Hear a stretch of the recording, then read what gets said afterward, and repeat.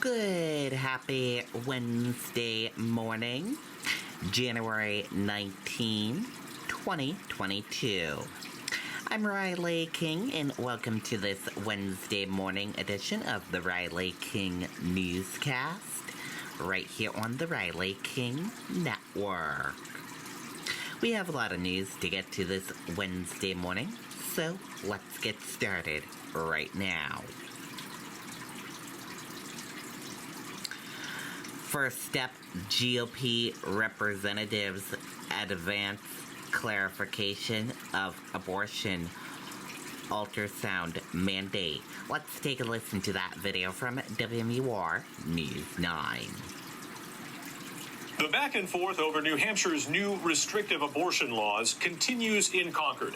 A small group of Republican lawmakers introduced a bill Tuesday to allow for exceptions to the 24-week abortion ban in the cases of rape, incest, or fatal fetal abnormality. Medical decisions like these after such traumatic experiences are incredibly personal decisions between a possibly pregnant young girl and her doctor and perhaps her clergy.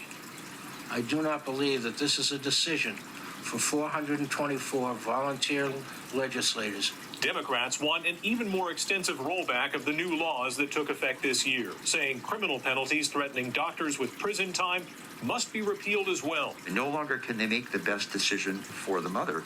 They got to watch over their shoulder and wonder whether some court will later decide that that fetal anomaly or that seriously ill pregnant woman wasn't quite severe enough to justify the termination. House Bill 1609 received the backing of Governor Chris Sununu, but it was opposed by House Republican leadership. Just 2 weeks ago, the House tabled another bill and a possible amendment that would have chipped away at the HB2 legislation that we passed just last year.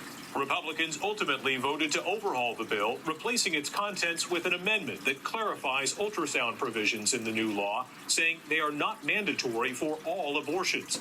But that appears to be as far as GOP reps are willing to go in making any changes. Everybody's sympathetic, empathetic with rape and incest victims, but 6 months is a long time. And at some point, we have to say, you've had enough time. In Concord, Adam Sexton, WMUR News 9. Okay, and there you go on that video and that report.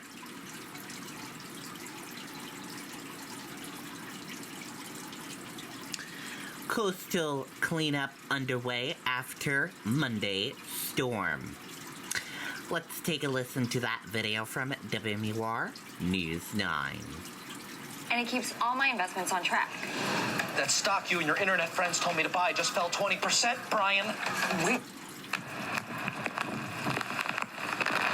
Monday's powerful storm brought heavy wind and rain to the seacoast, its impact compounded by a high moon tide. The angry North Atlantic crashing over seawalls, flinging rocks and debris onto roadways, the marsh rising and engulfing neighborhoods. There were folks that were stuck in some of the high water.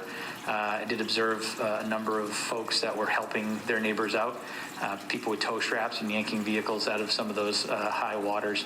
A day later, some roads are torn up, but all back open. The seacoast community is used to flooding. It happens several times a year.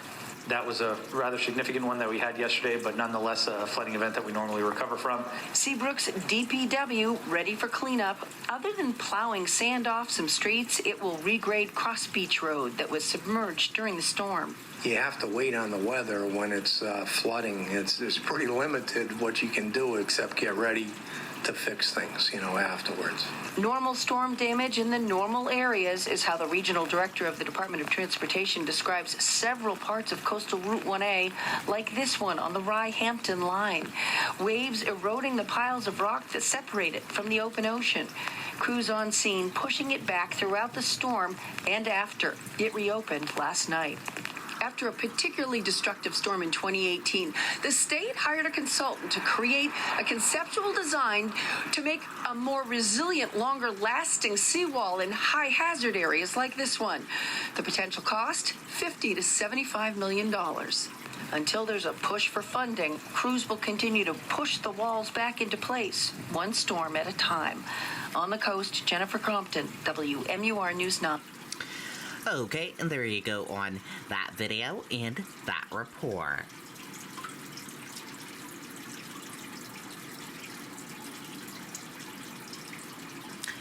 DHMC doctor on Omicron Surge. Don't take virus for granted. Let's take a listen to that video from WMUR News 9. There are individuals who have risk factors for severe disease that can still potentially be sick. Dr. Jose Mercado warning Omicron is not a mild illness, especially for people who are unvaccinated or with pre-existing conditions. If you allow a virus to spread throughout the community, the hospitalizations and deaths do follow. So, and that's what we're seeing in the United States right now, and that's what we're seeing in New Hampshire and Vermont. To help combat the spread, experts encourage continued testing, but supply seems to be outpaced by demand. In Rochester, schools are giving out tests to families. Well, I think it's just another support for our families. Right now, they're hard to come by. Tests are hard to come by. In Newfields, American Rescue Plan funding used to buy more than 1,200 rapid tests for residents. I'm pretty confident this is going to be able to be a stopgap until, hopefully, in the next month or so, access to tests will be a bit more available. When it comes to our biggest tool, the vaccine, Dr. Mercado says it's too soon to tell if a fourth dose will be needed. The hope really is that eventually we will have a vaccine that does target Omicron. And maybe more ideal would be a vaccine that can cover all the other different variants. And Dr. Mercado says Omicron is a respiratory virus, so even though it may cause less severe symptoms, are not necessarily different symptoms to previous strains. Live in the studio, Grace Feinerman, WMUR News 9. Okay, and there you go on that video and that report.